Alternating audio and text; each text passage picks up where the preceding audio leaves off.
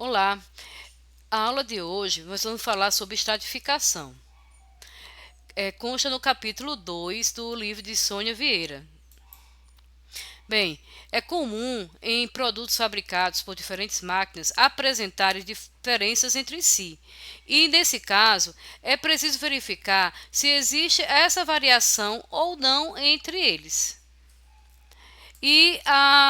Uma das causas, né, mais provável da variabilidade a ser verificada pode estar relacionado com o modelo da máquina de fabricantes diferentes ou com o operador. Por isso, é preciso fazer a coleta de amostras da produção de cada máquina e depois comparar.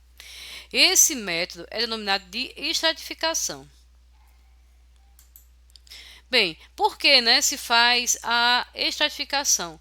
Quando produtos fabricados com material proveniente, né, de diferentes origens, ou seja, diferentes fornecedores, né, ou sob condições diversas, por exemplo, de máquinas diferentes, ou também por operadores diferentes. E aí são reunidos em um só conjunto, né, sendo às vezes impossível de distinguir essa variação. Então, na verdade, você vai ter produtos diferentes ali no final e pode ser que você não consiga distinguir se há uma variabilidade. Então, nesse caso, é feito o quê? Uma amostragem estratificada proporcional.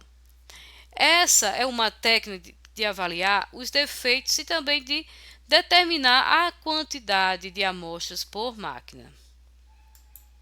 Então vamos lá, como é que é feita essa amostragem?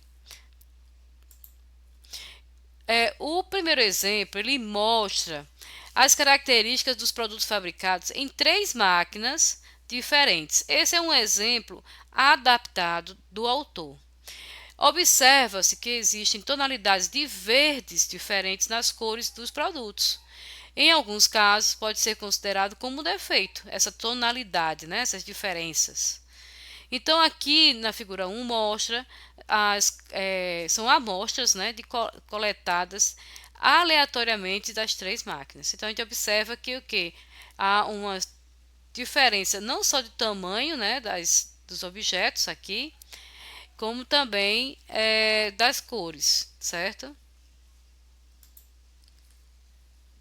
Bem, então na estratificação, a amostragem ela é feita primeiramente com a separação dos produtos, né?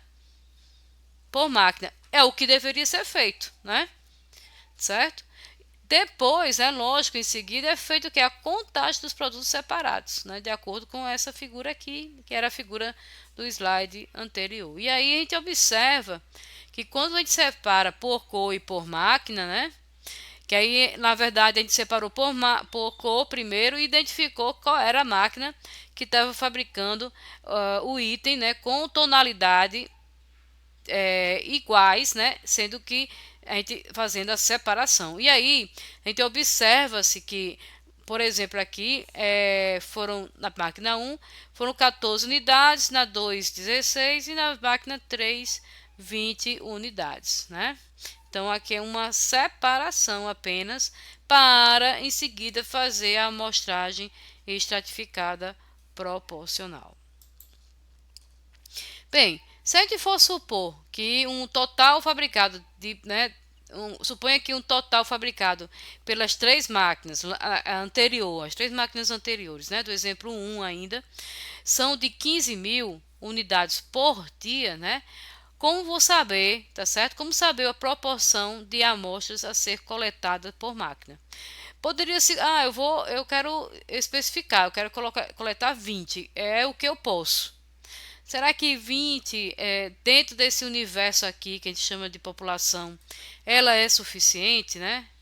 Tá certo? Então, para isso, né, para facilitar, às vezes, essa compreensão e também as dúvidas com relação à quantidade de amostra, existe o quê? Uns cálculos, né, na estatística para a gente, de amostragem, certo? Os cálculos a seguir, eles são para determinar o número de amostras a serem coletados. Então, são esses os cálculos, né? Na verdade, as equações. A equação 1 e a equação 2.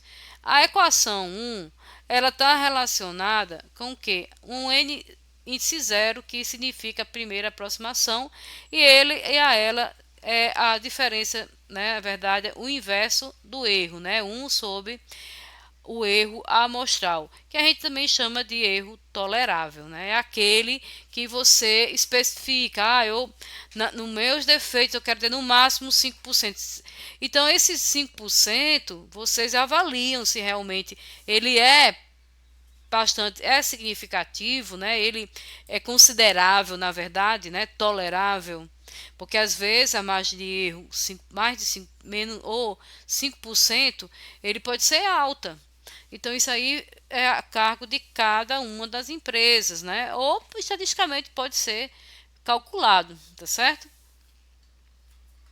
Já a equação 2, ela é realmente a equação para calcular o tamanho da amostra, né? O nzinho, que ela é a razão, né, da multiplicação de nzão, que é o tamanho da amostra da população, certo? Multiplicado por nzinho, que é a minha primeira aproximação, dividido pela soma, né, do tamanho da amostra mais a minha primeira aproximação. Então, vamos pegar essas equações, né, e aquelas informações de capacidade em um exemplo realmente, né, para a gente melhorar o entendimento. Então, vamos lá. No exemplo 1, mostra as características dos produtos fabricados em 3 máquinas. Aquelas máquinas lá, 1, 2 e 3, né, que são completamente diferentes. E a capacidade de produção em 5 horas é de 15.000 unidades. Isso as 3 juntas, certo? Porém, o que acontece? Cada máquina ela tem produtividade independente, certo? Ou seja, ela produz uma quantidade diferente da outra, né? Por isso que lá a gente viu que no exemplo a gente tinha na máquina 1 14 unidades, na máquina 2 16 e na máquina 3 20 unidades, certo? E a capacidade também diferente, né? A gente acabei de dizer a quantidade produzida por cada uma delas. E aí, nesse caso, foi considerado que o erro amostral de 5%. Então, vamos lá para o primeiro cálculo, né? A gente tem que calcular o número de amostras, certo? Para depois fazer a amostragem estratificada proporcional. Então, na equação, a gente vai usar primeiro a equação 1, porque a gente precisa saber a nossa primeira aproximação, que é justamente com o uso, né, do erro, certo? Então, nesse caso aqui,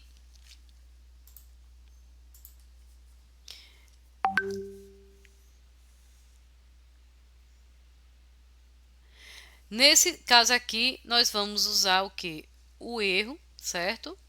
E nesse caso, o erro é o que? 5%. Então, 5%, ele está em porcentagem, nós vamos transformá-lo em que? Em valor numérico, que é a mesma coisa de 5 dividido por 100 ou 0,05, tá certo? Então, vou usar aqui essa fração e substituir na equação, certo? Aqui vou só fazer uma correção, elevar aqui ao quadrado. Então, vamos lá. Então, aqui o 1, né, continua e eu substituo o valor do meu erro tolerável, né, certo? Ou erro amostral, que é 5 dividido por 100. Como aqui é uma matemática, né, divisão de uma fração, então esse valor aqui vai conservar de 1 e inverte a fração que está no numerador, ficando ao contrário, 100 dividido por 5. Multiplicado por 1, né, que eu não precisei colocar aqui, mas eu vou botar. Então, fica 100 por 5. Dividir logo, né, 100 por 5 dá 20, elevado ao quadrado, que o valor da minha primeira aproximação é de 400. Agora, o que eu vou fazer? Eu vou calcular o tamanho da minha amostra, né? Então, aqui vai ser a razão entre a multiplicação do valor da população, que é 15.000, né, vezes N0, que é o meu valor, minha primeira aproximação, que eu acabei de calcular, que foi 400. Então, substituo aqui os respectivos valores, né, nessas operações de multiplicação e no denominador a soma. E resolvendo aqui essa multiplicação e a soma, nós temos esses valores aqui, certo? E esses valores vão ser divididos um pelo outro, dando 389,6, e a gente faz uma aproximação, né? Como a gente aqui não está trabalhando com valores aproximados aqui, no caso da aproximação, como é que a gente vai fazer a aproximação do o valor, na verdade, para 390, tá certo? Deixar em valores inteiros, tá certo? Então, aqui, quando você tem um valor acima, um valor após a vírgula, né? Tá certo? Maior ou igual a 5, então você pode somar um aqui no próximo valor, certo? Então aqui eu aproximei, né? Aumentei para 390 para deixar um valor inteiro. Enfim, a partir desses valores calculado, no caso, eu vou retornar aqui só para fazer uma observação que eu esqueci. Então, se a gente verifica que o meu valor calculado da amostra foi 390 e a minha primeira aproximação foi 400, ou seja, um valor bem próximo, né? Certo? Então, vamos fazer vamos citar aqui 3 observações que é importante ser dita com relação à minha primeira aproximação. Então, a primeira observação é o seguinte: se o valor da população, certo, for desconhecido, ou seja, no caso aqui não foi dado minha quantidade, né, de produto final, ou seja, minha capacidade, certo? Se a gente não sabe desse valor, ele não foi dado, então o que acontece? O N0, que é a minha primeira aproximação, ela já é considerada como tamanho da amostra.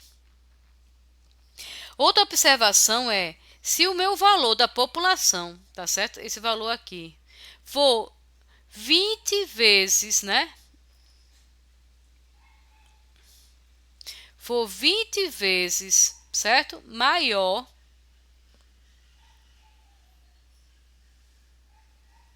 que o valor de N0, então a gente vai considera-se, tá certo? O valor da primeira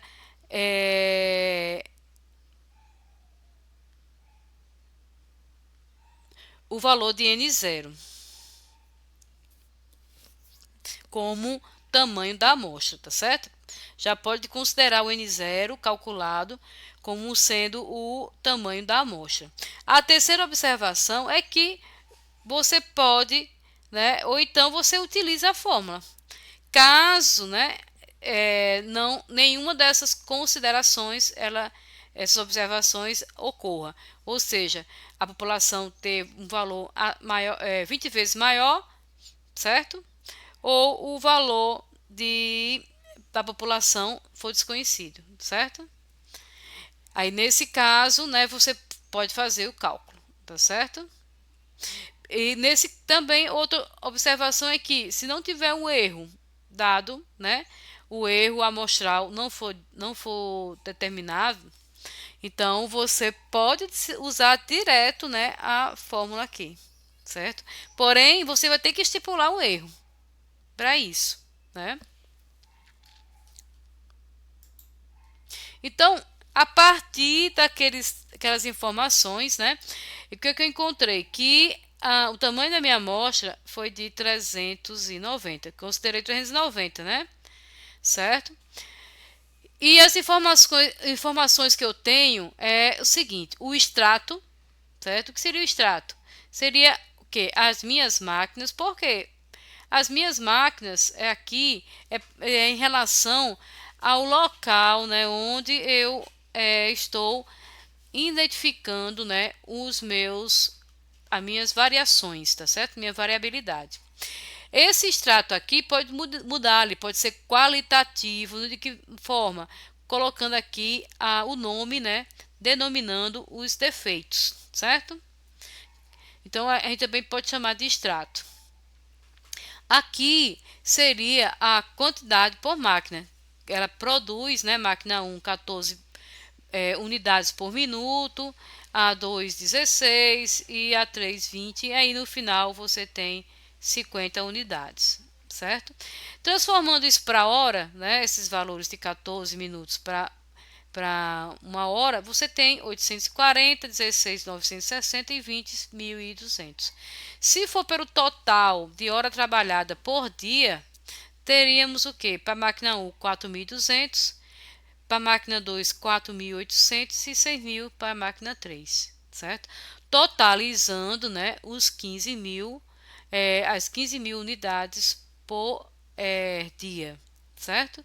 E uma coisa que chama a atenção é que a gente vai fazer o quê? Uma proporção, não é a estratificação, a amostragem estratificada proporcional. Então, a proporção que eu tenho, porque são diferentes locais, meus extratos, eu tenho que um valor por máquina, né? No caso 14, e eu tenho um total de 50, certo? Então, minha proporção vai ser 14 dividido por 50. Seria como se fosse uma fração, né?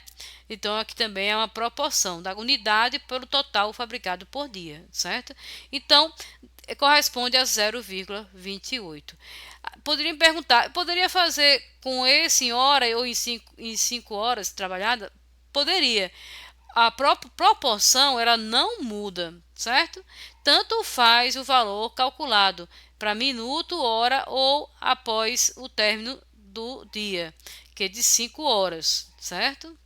Da máquina trabalhada. Então, aí o valor de 140 dividido por 3.000 vai estar a mesma proporção. Então, a proporção ela não muda, certo?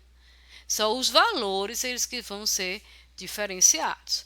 E aí, da mesma forma que eu fiz para a máquina 1, calculei para a máquina 2, né, 16 por 50 deu 32% ou 0,32. E para a máquina 3, 20 por 50, 0,4 ou 40%. Bem, como eu estou calculando o tamanho da amostra e essa proporcionalidade, né, de cada máquina, eu vou utilizar o 0,28, né, o valor numérico, não em porcentagem, que seria 28%, certo? Então, se eu fizer essa multiplicação, aqui é o tamanho da amostra, tá certo? Ó, em cada uma delas eu faço e multiplico pelo quê? Pela minha proporção. Então, por isso que eu tenho amostral proporcional, né? O meu valor. Então, 0,28 vezes 390 dá 109,2. Lógico que, como é um valor quebrado, né? Eu vou considerar só o valor inteiro de 109. E aí, pode ser 109. A mesma coisa, o mesmo cálculo vou fazer para as demais máquinas. 390 vezes 0,32 e 390 vezes 0,4. Então, vou ter um valor correspondente. Isso aqui é o total de amostras, né, proporcional que eu vou ter para cada máquina. Aí pergunta assim, poxa, eu vou pegar 109 amostras para fazer meu monitoramento e tal. Então, assim, sugestão, 109 eu tenho 5 horas por dia, né? Só essa máquina trabalha, tá certo? Então, eu posso pegar esse valor aqui de 109, certo? E dividir pela quantidade de horas total. Se é 5, se é 8 horas, né? Dependendo do tipo de máquina. Aqui eu estou considerando como se fosse uma máquina de invase, certo? Então, daria o quê? Em torno de 20, né? 21 amostras, aqui 24 amostras, aqui 31 amostras, aqui 24 e aqui 21 amostras se for por hora, tá? Então, a cada hora eu vou lá e faço, né? Então, o próprio operador faz a verificação, se ele foi treinado para isso, né? Capacitado, então ele tem a capacidade de fazer isso. Gostaria de chamar a atenção numa coisa, né? Podia assim, por que essas máquinas elas têm capacidades diferentes, né? Apesar de pode ser de mesmo fornecedor, enfim. Mas acontece, de repente essas máquinas de envase, elas não são automatizadas no sentido de um único botão, né, um único start, dar início a todas elas ao mesmo tempo, né?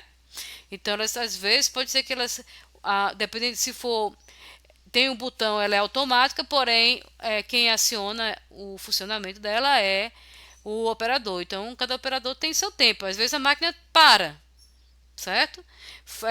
Tem manutenção ou troca bobina, enfim. Então, tem vários motivos, né? N motivos aqui que vai fazer com que essa máquina tenha tempo diferenciado, certo?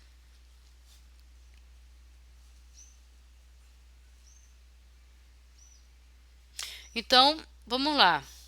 Então, aqui eu já calculei, né? Então, para aquelas três máquinas, tem no total, no final do dia, 390 amostras. Sendo que a cada hora, né, eu vou ter valores proporcionais, né? Tá certo? Estratificados, porque aí eu vou coletar por máquina, né? Não vou esperar no final do processo fazer a minha estratificação. Então, eu faço a estratificação antes. Então, de acordo com o Vieira, né, na inspeção, na monitoração ou no controle estatístico da qualidade, é preciso identificar todas as possíveis causas de variação de cada característico de qualidade, né? Certo? Ou cada específico ou atributo da qualidade. Então, possíveis causas de variação seria de máquinas, métodos de processamento, certo? Você muda lá a forma de que você vai produzir, acaba que gera uma diferença, né? Ou um defeito no produto.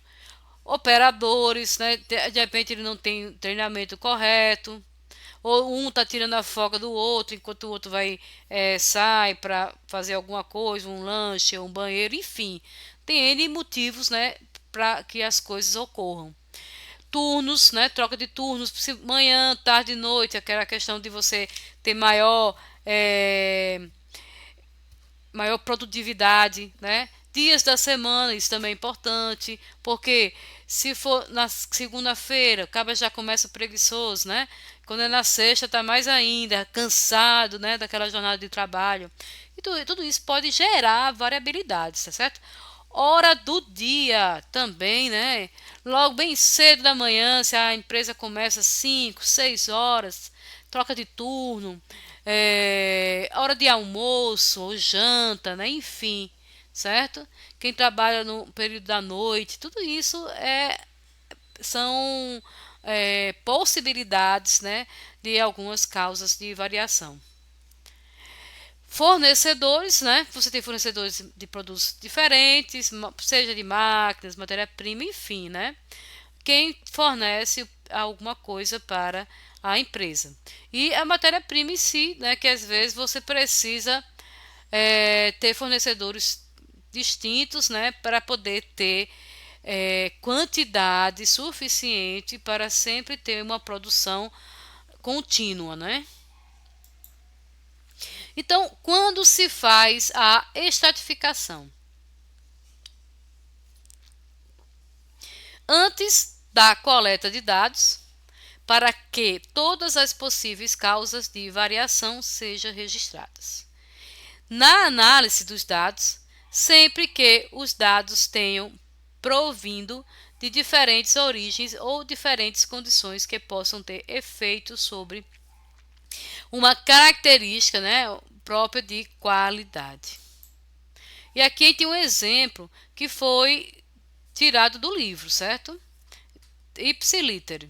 Então, aí o exemplo 2.1, ele fala da estratificação antes da coleta de dados, e aí ele faz uma consideração com relação a uma cooperativa de café que recebe café em grão de diversos locais, né? Então, tem vários fornecedores. A classificação do café por tipo é feita com base na contagem de grãos defeituosos e de impurezas.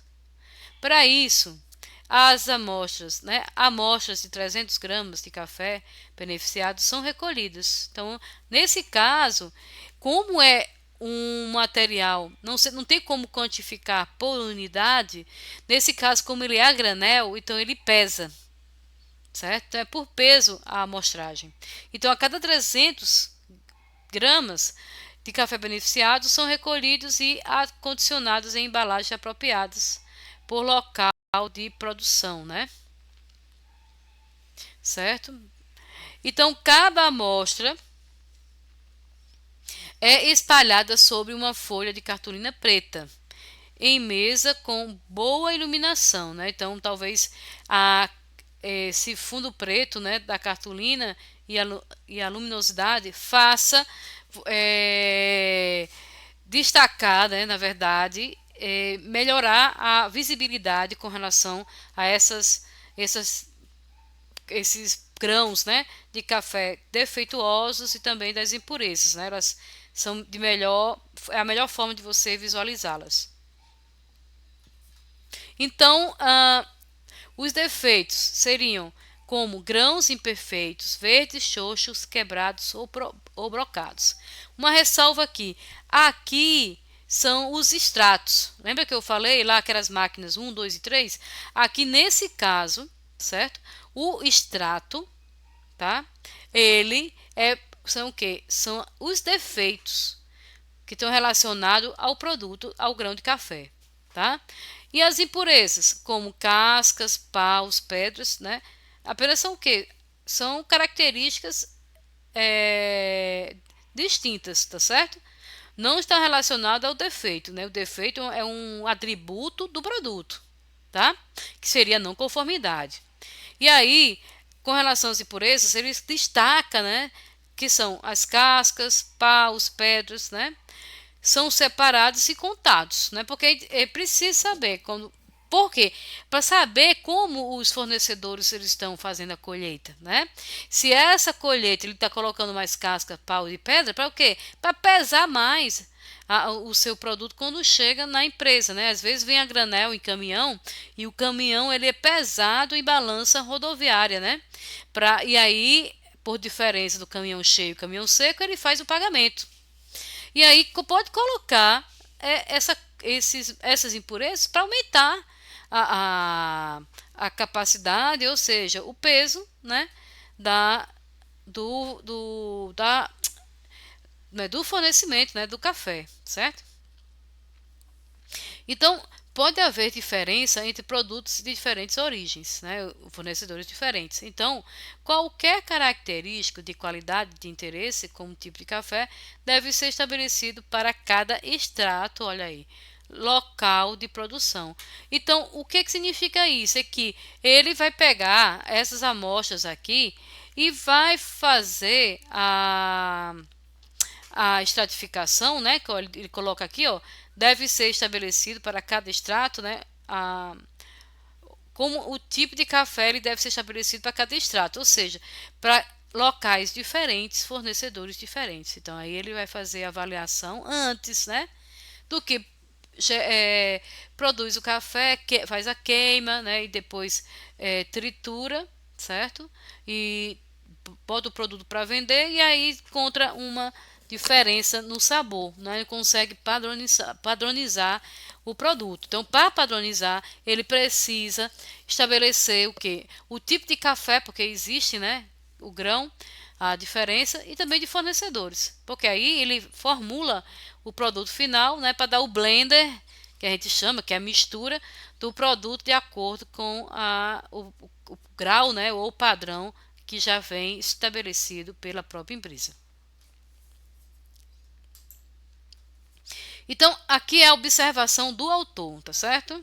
Então, de acordo com o Vieira, os extratos devem ser identificados para a análise dos dados. Então, os extratos lá, que são os cafés diferentes, né? As máquinas, né? Produtos diferentes de cada máquina. O café, os grãos de café de cada fornecedor, ou seja, de locais diferentes, né? Então, tem que ser identificado, né? Para a análise dos dados. Só assim o analista pode julgar se os extratos realmente têm algum efeito, sobre o característico de qualidade. Então, se você apresentar dados em diagramas de dispersão, gráficos de controles, histogramas, deve usar estilos ou cores diferentes para distinguir dados provenientes de diferentes extratos e fazer a necessária legenda, certo? E aí vamos para um exemplo que era do autor, certo? Que ele fala sobre concentração de ferro. E eu achei interessante que esse exemplo ele pode ser usado para estabelecimento de produção de açúcar, tá? Então vamos lá. No exemplo 2.2 também é tirado do livro, né? Estatística para a Qualidade, de Sônia Vieira, 2012, tá? Ela coloca a seguinte: estratificação para análise dos dados. Um engenheiro de produção desenhou um diagrama de dispersão para verificar se a pureza do produto estava relacionada com a contaminação de ferro. Mas o gráfico não mostrou qualquer relação. Ele então considerou que o motivo de o diagrama não mostrar a possível relação entre as duas variáveis pode ser pelo fato de os dados terem provindo de reatores diferentes. Aí aqui eu botei cana de açúcar, mas perdão, pode ser também, como é contaminação de ferro, pode ser do próprio café, certo? E aí redesenhou o gráfico usando estilos diferentes para identificar os dados de cada reator. A relação entre pureza do produto e a contaminação do ferro ficou visível para os reatores 2 e 3 e a dispersão dos dados de pureza proveniente do reator 1 não parece ser ser explicada pela contaminação de ferro. Então vamos ver lá os gráficos dele, né? Botei aqui produção de açúcar, gente, mas na verdade, se a gente for ver, é produção de café, né? Porque tem aí os reatores. Então vamos lá. Não interessa, o importante é que a gente possa perceber aqui com relação à estratificação. Então, como ele separou, né, os gráficos, os extratos, né, para o reator 1, 2 e 3. Então, aí ele fez a relação da pureza com relação à concentração, né, de ferro, partes por milhão, ok? ppm, certo? E aí a gente tem o quê? A gente percebe, lógico, né? Quanto menor a concentração de ferro, melhor é o que? Maior é a pureza do produto. E aí ele faz a ressalva que como ficou disperso, né? Por isso que ele falou que não ficou muito explicada a do reator 1, né? Porque ele realmente ficou bastante disperso os valores, certo? Enquanto que os valores correspondentes ao reator 2 e 3, certo? Eles estão mais agrupados, né? Tá certo? Não estão tão dispersos como estão aqui, certo? Eles estão mais próximos, na verdade. E aí, resumindo, né, que o autor diz, ele diz que é preciso localizar as causas de variação, como uma máquina desajustada, um operador sem treino, né, e uma diferença importante, que é uma diferença importante no ambiente de trabalho. Pode acontecer também, por exemplo, que ele dá a questão de temperatura, um ambiente muito quente ou muito frio, enfim, né? Você não tem um conforto ambiental, né? Isso também pode gerar variabilidade, as possíveis causas de variação, tá certo? Bom, era isso, né, que a gente quis colocar e a gente encontra todo e qualquer esse assunto no capítulo 2, tá certo? Falando sobre estratificação em Sônia Vieira, tá certo? É isso.